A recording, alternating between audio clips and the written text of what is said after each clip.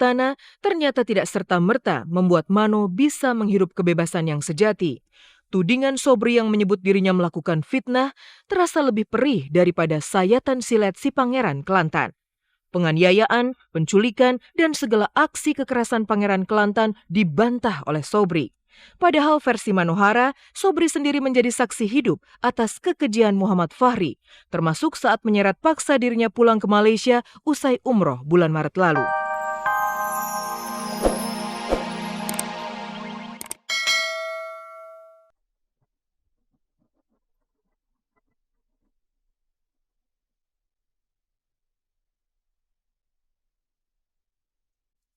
Terus kamu mesti punyain cucu, kesian Titi, kesian saya, jadi tolong buatin cucu. Terus terang itu pas Mano 15 tahun pernah diperkosa.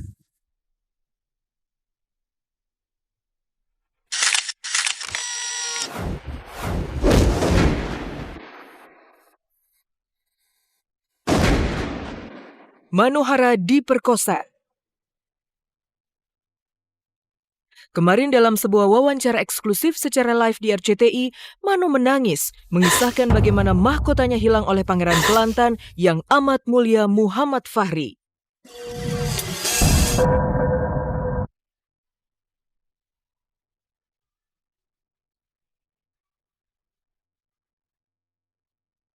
Terus terang itu pas Mano 15 tahun pernah diperkosa. Setan itu pernah perkosa anak saya makanya. Saya tanya Manohara pernah cinta atau tidak sama Kutiti? Jadi pas Mano 15 tahun itu sempat diperkosa ya, sahabat Tengku Titi sebelum perkawinan. Dia baik sekali tapi udah gitu one day we're on a boat gitu Mano pernah diperkosa itu terus terangan. Jadi Mano baru bilang tadinya malu sekali Mano mau bilang sebelum perkawinan pernah diperkosa tapi pernah.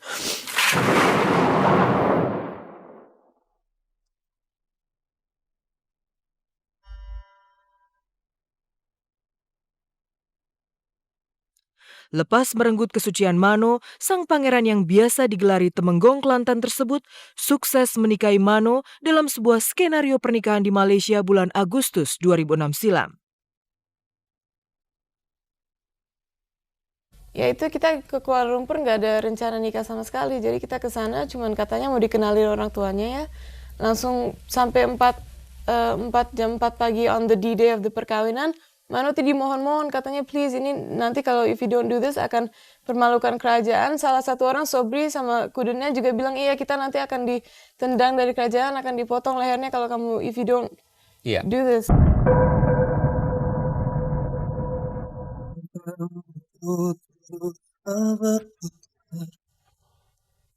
Mencintai kamu penuh rasa sabar. Meski sakit hati ini kau tinggalkan. Mano yang baru berusia 16 tahun tercerabut dari indahnya sebuah masa remaja. Ardi Bakri termasuk yang paling kehilangan.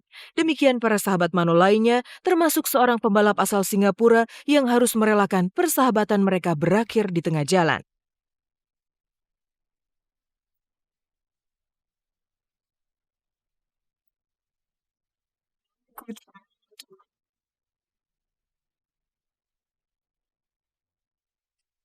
Tragisnya, segala pengorbanan Mano tidak jua berbuah manis. Harapannya untuk melupakan segala derita yang diterima, lalu membangun sebuah rumah tangga yang bahagia bersama Tengku Fahri ternyata sia-sia.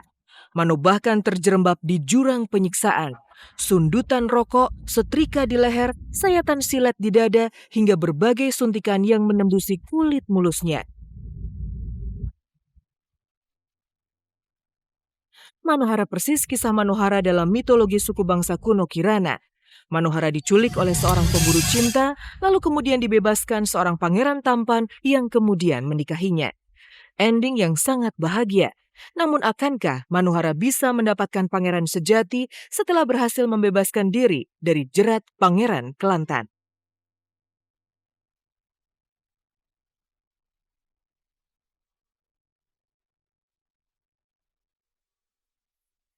Air mata dan segala kepedihan yang selama ini teronggok dalam dada Manohara akhirnya terungkap juga. Mano menangis, 2 tahun tragedi penodaan terhadap dirinya coba disimpan rapat-rapat. Apa daya, kekerasan hati keluarga Kelantan membuat Mano nekat membuka perbuatan nista sang pangeran. Pemirsa, selama 30 menit ke depan, saya Dini Aminarti akan menyajikan kabar aktual untuk Anda. Dan tak ada kabar yang tak kami kabarkan karena kami kabar-kabari.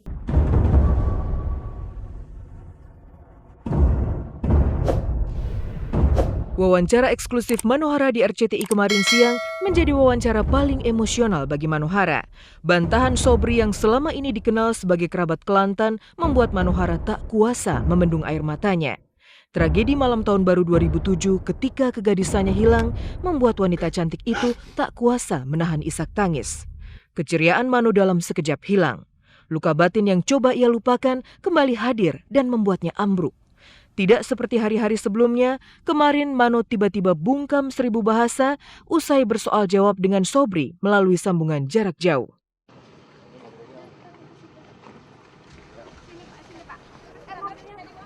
Mana munggu? Udah mas. Tolongnya mas ya, jangan nyanyi mas.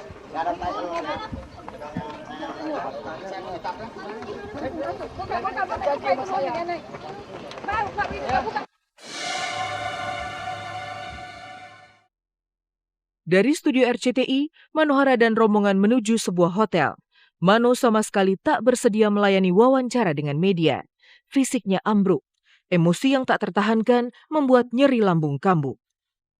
Yang paling bikin Manohara sedih ya yang waktu dia akhirnya mau mengakui betapa dia dari dia umur 15 tahun kan, waktu umur 15 tahun itu dia sudah diperlakukan yang tidak senonoh gitu loh. Jadi itu aja ya.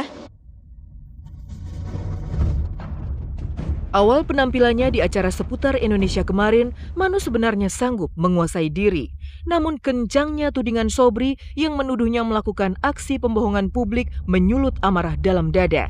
Sebelum membuat pengakuan seputar pemerkosaan, Mano masih terlihat santai, bahkan saat Mano harus menyebutkan bagian tubuhnya yang disayat oleh suaminya. Tapi nanti di polisi, maybe the investigators. Di bagian badan atau kaki?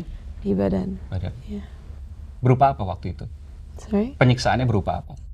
Ya yang Mano bisa buktikan ya yang silat-silat itu masih. Disilet-silet ya? Yeah. Di bagian mana mungkin Mano bisa tunjukkan? Ya di Punggung. enggak sini.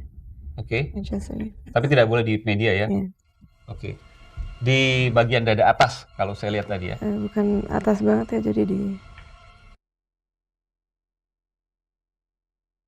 Lepas dari kungkungan tembok istana, ternyata tidak serta-merta membuat Mano bisa menghirup kebebasan yang sejati. Tudingan Sobri yang menyebut dirinya melakukan fitnah terasa lebih perih daripada sayatan silet si Pangeran Kelantan.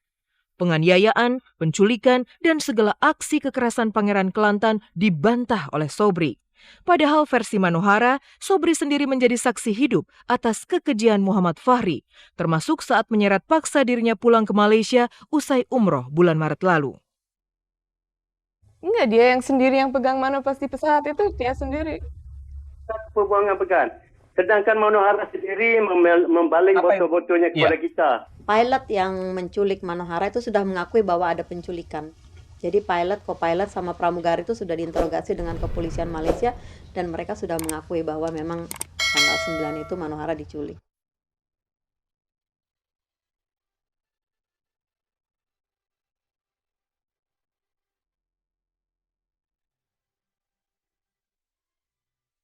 Sanggupkah Mano meruntuhkan kesombongan suaminya? Pemirsa, sebelum kita menyimak jawabannya, ada 2 informasi penting untuk Anda. Yang pertama adalah misteri kisah kasih Raffi Ahmad dan Yuni Shara. Yuni akhirnya mulai terbuka tentang hubungan kedekatannya dengan Raffi.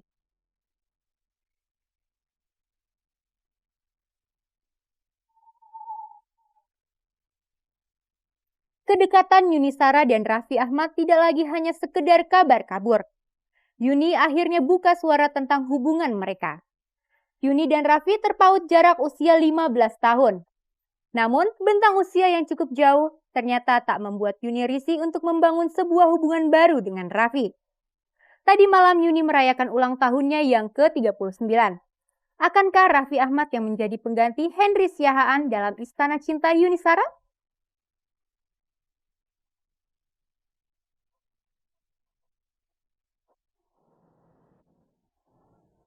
Berita kedua adalah daya tarik film Ketika Cinta Bertasbih. Jelang penayang perdana di sejumlah bioskop, promosi KCB kian gencar dilakukan.